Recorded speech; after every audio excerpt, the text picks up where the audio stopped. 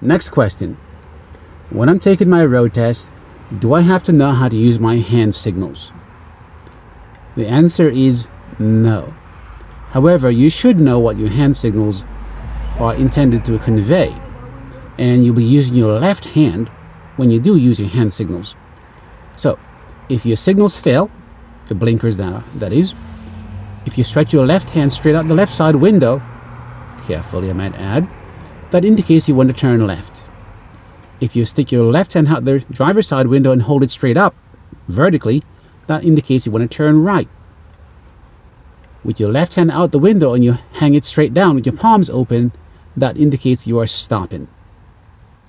So those you should know for general purposes, but in most cases, you do not need to even think about using your hand signals. And second of all, it's not exactly a safe thing to do to stick your hand out the window while driving down the road, because some people pass by too closely, and sticking your hand out can, you can imagine, cause a bit of a problem.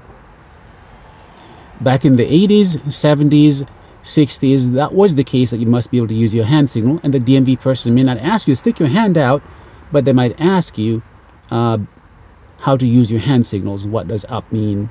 Straight out means hang your hand down, palms open. What does that mean?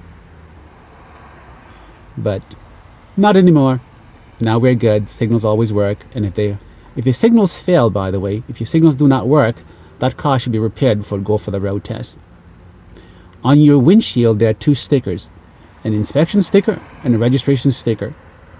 If your signals do not work, you cannot pass inspection. Therefore, the smallest sticker, which changes every year in terms of its color, and the little hole that's punched in the month where it expires, if your signals do not work, you cannot pass your road test because it's a safety issue.